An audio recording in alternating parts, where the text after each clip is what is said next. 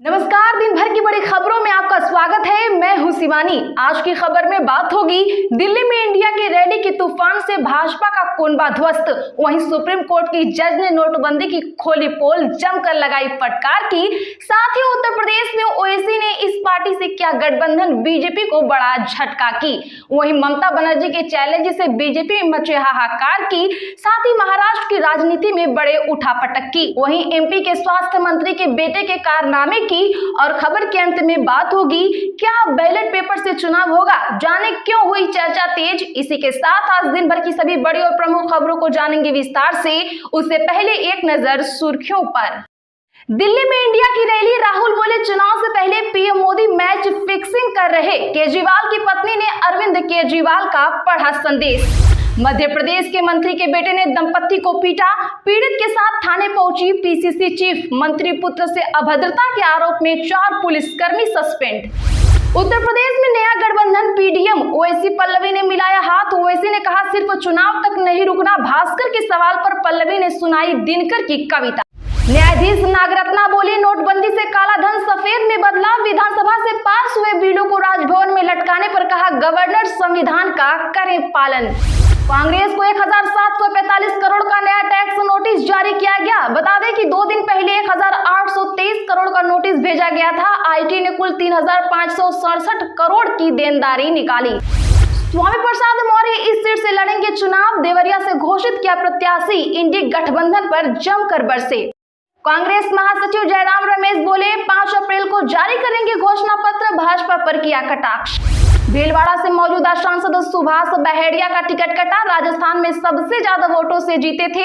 BJP ने दामोदर अग्रवाल को बनाया प्रत्याशी। सीएम बोले कांग्रेस नेता भाजपा में आकर सुकून महसूस करते हैं। दिग्विजय ने कहा जो लोग बीजेपी में जा रहे हैं उन्हें धांधली और दलाली करनी है। बंगाल की सीएम ममता बनर्जी की भाजपा को चुनौती, कहा पहले 200 सीटें जीत कर दिखाएं। महुआ पर कही यह बात। दिल्ली में गरजे उद्धव ठाकरे, कहा निरंकुशता की तरफ बढ़ रहा है देश, जनता से करी यह अपील। मेरठ मंच पर पहुंचे पीएम मोदी, योगी ने किया स्वागत। अनुप्रिया बोली सपा हार के डर से प्रत्याशी बदल रही है। बारामती में सुप्रिया सुले और भाभी सुनेत्रा पवार में जमकर मुकाबला। शरद पवार की बेटी 2009 से सांसद। बता दें कि अजीत की पत्नी पहली बार चुनावी मैदान में उतरी। विपक्षी गठबंधन में रार कांग्रेस अध्यक्ष ने रणनीति पर उठाए सवाल, कहा आपका अलग से लड़ना सबसे बड़ी भूल। छत्तीसगढ़ कांग्रेस के जिला प्रभारियों की बैठक जारी। लोकसभा चुनाव को लेकर मंथन, कार्यकर्ताओं को एक्टिव करने की बन रही है रणनीति। बिहार इलेक्शन के तहत बड़ा अपडेट, कांग्रेस नेता अनिल शर्मा ने दिया इस्तीफा। पार्टी के राष्ट्रीय अध्यक्ष मल्लिकार्जुन खड़गे को लिखा पत्र। गरीबों को घर, महिलाओं को मिलेंगे सालाना 1 लाख रुपए। कांग्रेस ने इस राज्य के लिए 9 गारंटियों का किया ऐलान। विपक्ष की रैली पर भाजपा का वार, यह लोकतंत्र नहीं परिवार बचाओ, भ्रष्टाचार छुपाओ रैली। सुधांशु त्रिवेदी बोले वांगचू के बाद लेह में 70 महिलाएं बैठी अनशन पर। 8 डिग्री सेल्सियस में भूख हड़ताल कर रही। लद्दाख को पूर्ण राज्य बनाने की मांग।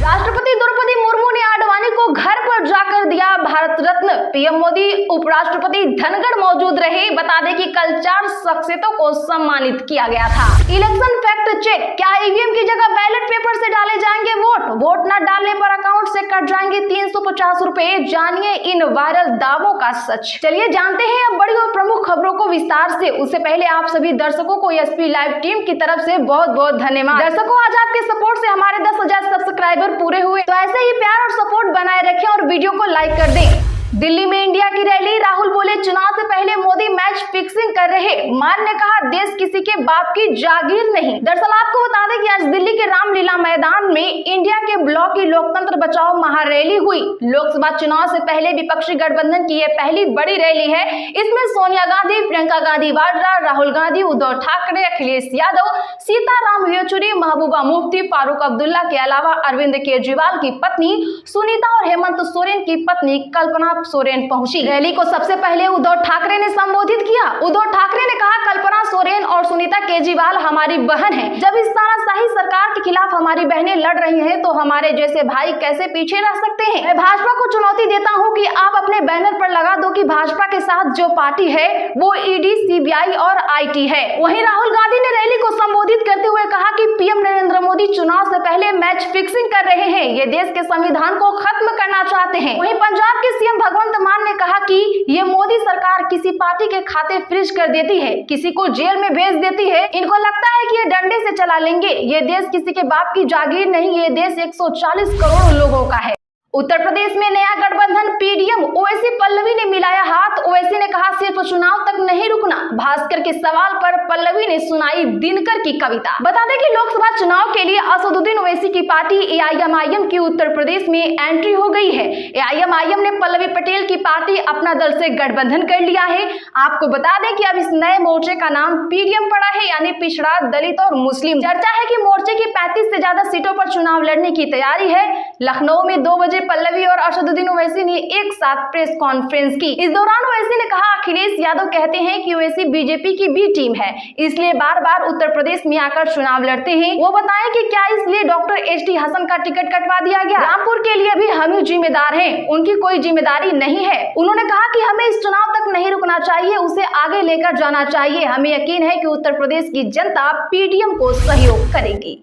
न्यायाधीश नागरत्ना बोली नोटबंदी से काला धन सफेद में बदला। विधानसभा से पास हुए बिलों को राजभवन में लटकाने पर कहा गवर्नर संविधान का करें पालन। दरअसल बता दें कि सुप्रीम कोर्ट की जज जस्टिस वीवी नागरत्ना ने नोटबंदी पर सवाल उठाए हैं। उन्होंने हैदराबाद में नालसार यूनिवर्सिटी ऑफ लॉ में कोर्ट्स एंड द कॉन्स्टिट्यूशन सम्मेलन में आज कहा कि नोटबंदी से काला धन सफेद में बदला। हम सब जानते हैं कि 8 नवंबर 2016 को क्या हुआ था। तब चलन में 86% करेंसी 500 और 1000 रुपए की थी। उन्होंने कहा कि उस मजदूर की कल्पना कीजिए जिसे रोजमर्रा की जरूरतों के लिए नोटों को बदलना पड़ा। इसके बाद 98% करेंसी वापस आ गई, तो काले धन का खात्मा कहां हुआ? यह काले धन को सफेद में बनाने का एक अच्छा तरीका था, जिससे बेनामी नकदी सिस्टम में शामिल हो रही थी। इसके बाद आयकर कार्यवाही का क्या हुआ, यह हम नहीं जानते। कांग्रेस महासचिव जयराम रमेश बोले 5 अप्रैल को जारी करेंगे घोषणा पत्र, भाजपा पर किया कटाक्ष। दरअसल बता दें कि लोकसभा चुनाव के लिए सभी राजनीतिक दल जोर लगा रहे हैं। इस बीच कांग्रेस ने घोषणा की कि वे 5 अप्रैल को अपना घोषणा पत्र जारी करेंगे। इसके अलावा कांग्रेस ने भाजपा के अंतिम क्षण में घोषणा पत्र समिति के गठन पर भी कटाक्ष किया। बता दें कि भाजपा ने बीते दिन घोषणा पत्र तैयार करने के लिए रक्षा मंत्री राजनाथ सिंह की अध्यक्षता में 27 सदस्यीय समिति की घोषणा की, जिसमें कई केंद्रीय मंत्री और मुख्यमंत्री शामिल रहे। वहीं कांग्रेस महासचिव जयराम रमेश ने कहा कि हमने 16 मार्च को अपना 5 न्याय और 25 गारंटी जारी की। देश भर में 8 करोड़ गारंटी कार्ड वितरित करने के लिए हम 3 अप्रैल से घर घर गारंटी अभियान शुरू करेंगे। इसके अलावा जयराम रमेश ने भाजपा पर कटाक्ष करते हुए कहा कि बीजेपी का घोषणा पत्र केवल बक्सों पर टिक लगाने की एक प्रक्रिया मात्र है। इससे साबित होता है कि पार्टी कैसे जनता की अवमानना कर रही है। सीएम बोले कांग्रेस नेता भाजपा में आकर सुकून महसूस करते हैं। दिग्विजय ने कहा जो लोग बीजेपी में जा रहे उन्हें धंधा और दलाली करनी है। दरअसल कांग्रेस छोड़कर भाजपा में जा रहे नेताओं को लेकर दोनों पार्टियों के बीच जुबानी जंग जारी है। भोपाल में मुख्यमंत्री डॉक्टर मोहन यादव ने कहा कि कांग्रेस से बड़ी संख्या में लोग भाजपा में आकर सुकून महसूस करते हैं।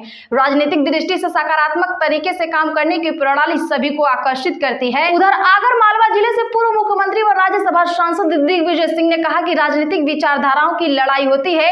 जो छोड़कर जा रहे हैं उन्हें धंधा करना है, दलाली करनी है, लेकिन वे अकेले ही जा रहे हैं, जनता उनके साथ नहीं जा रही है। बंगाल की सीएम ममता बनर्जी की भाजपा को चुनौती, कहा पहले 200 सीटें जीतकर दिखाएं, महुआ पर कही यह बात। दरअसल आपको बता दें कि लोकसभा चुनाव में बस अब कुछ ही दिन शेष बचे हैं। ऐसे में सभी पार्टियां अपनी अपनी जीत सुनिश्चित करने में लगी हुई हैं। वहीं भाजपा लगातार 400 से अधिक सीट पर जीत दर्ज करने का दावा कर रही है। इस पर पश्चिम बंगाल की मुख्यमंत्री ममता बनर्जी ने आज निशाना साधा। उन्होंने भगवा खेमे को कम से कम 200 सीटें जीतने की चुनौती दी। वहीं ममता बनर्जी ने यह भी कहा कि वह राज्य में नागरिकता संशोधन कानून नहीं लागू होने देंगी। उन्होंने लोगों को आगाह किया कि सीए के लिए आवेदन करने वाले विदेशी बन जाएंगे, इसलिए इसके लिए आवेदन न करें।